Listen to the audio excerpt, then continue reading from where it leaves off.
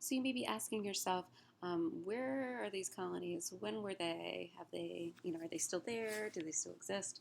And by looking at this map, you can see in the darker green the really vast territories that were once colonies of Europe. So if Europe is purple here, and the kind of darker, brighter green represents territory that has at one time been colonized by Europe, right? So we can see that that includes the United States. We can see that it includes Latin America, as well as Africa, much of Oceania and Asia, right? So we're looking at a really broad swath of the world.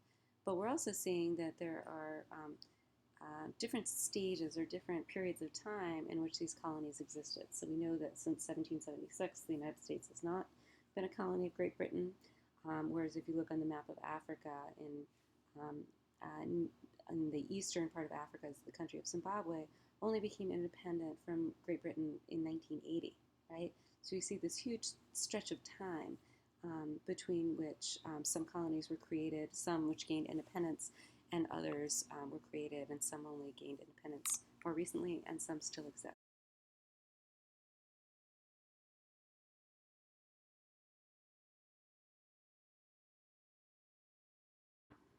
When we're talking about U.S. colonialism, usually we're focusing on the ones highlighted in this map here: the Philippines, Guam, Puerto Rico, and Cuba.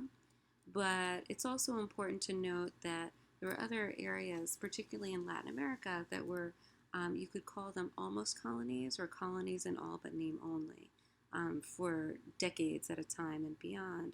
So, for example, Central America, um, Guatemala, Nicaragua, El Salvador were all places that either had military intervention, were under U.S. military control for significant periods of time. This also includes the Dominican Republic and Haiti, right? So what we see on this map are just a few places that were formal colonies of the United States, but there's also a significant number of other countries that were de facto colonies.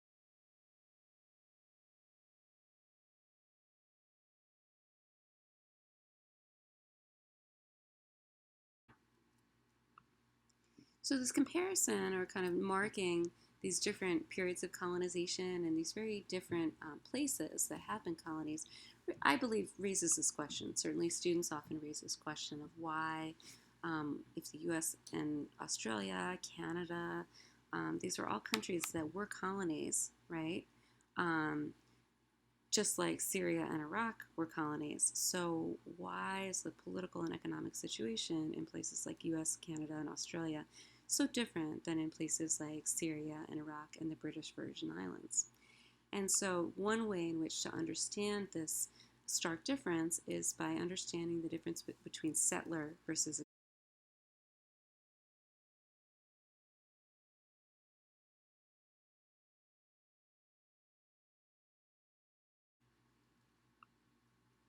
And when you think about US, Canada, Australia, New Zealand as having significant commonalities, one term then that we can use to characterize all of these colonies is as a settler colony, right? And so when you think about colonial reenactments or colonial Williamsburg or any of these kind of, discussions of the Revolutionary War or Thanksgiving, these depictions of the U.S. as a colony of Europe, we're often thinking of British colonies for the most part in our narrative of the imagined community of the United States, usually focused on Britain. And while that is not factually true in the sense that there were people coming from many places in the world that make up the United States, it is true that the very first settlers from Great Britain in the northeast of the United States were often families who had the intention of living off their own work, their own labor, their own farming, and developing a degree of prosperity, but not so much focused on extracting wealth to send back to the mother country in a big way, right? So their focus was on their own livelihoods, these families who came, rather than a kind of clear focus or a determined focus on sending wealth back to the government of Britain, for example, the king, right? And another element of settler colonies is that settlers enjoyed a pretty significant measure of self-rule and political autonomy, right? So when we think about the Revolutionary War and what we learn about in elementary school and high school, we talk about the Boston Tea Party and the way in which King George of Britain was levying a tax on tea and how this was outrageous, right? And part of what they were outraged about is that they hadn't really had so very many taxes before, and they hadn't really had so very many attempts by the king and queens of Britain to try to control their behavior and their day-to-day lives until that.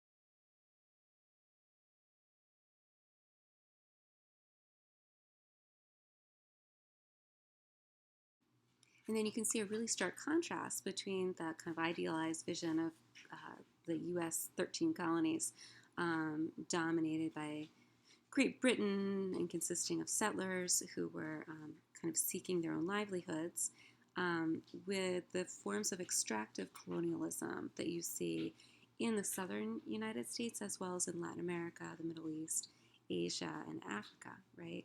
And so in these other colonies, these extractive colonies, the primary goal is to create large amounts of wealth, which are often shipped elsewhere, right? So the goal is not kind of individual livelihood, but to really try to ship out whatever wealth you can, whether it's in the form of silver, cotton, rice, silk, you name it.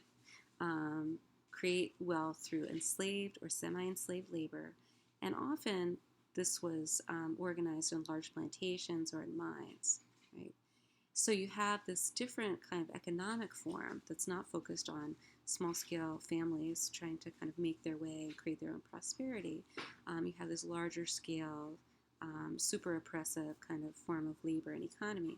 And at the same time, you have a colonial country or mother countries such as France or Spain or the U.S. or Britain that's exerting a considerable amount of control over the political affairs and internal and external trade of these colonies. So politically and economically, you can see that these are very different setups. These are very different systems between, if you compare extractive colonies and settler colonies.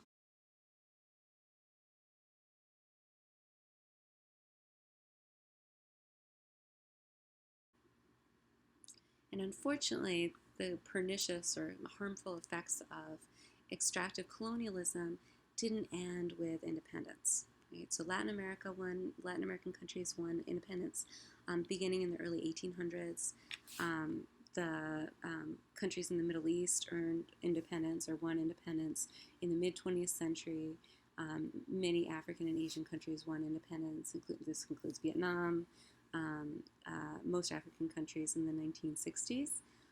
But even though they won formal independence from Europe, they still had this problem where the kind of geopolitical relationships between former colonizer and former colony, the kind of political structures that have been established under colonialism, such as the creation of this Alawite minority in Syria, or the kind of divide and conquer policies between Sunnis and Shias in Iraq, those processes didn't just get erased with the formal independence of these countries.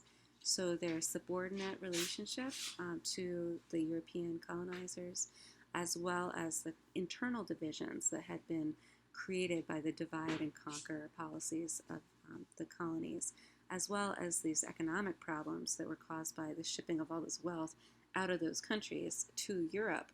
All of these things kind of continued in some way in many countries after formal.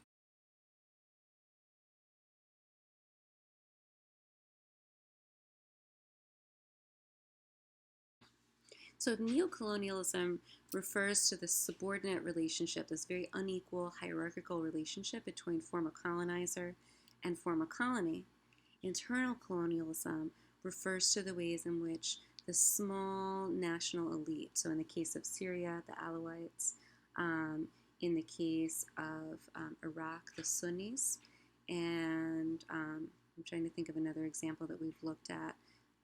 In the case of the British Virgin Islands, the kind of cultural preference for white-looking faces, a kind of denigration of African-looking features, all of these kinds of hierarchies that were established in colonialism, you can kind of label under the umbrella of internal colonialism. So you can see the relations within the country, internal colonialism. You can see the perpetuation of these hierarchies established under colonialism. And with neocolonialism, you can see the perpetuation of these hierarchies between former colonizer and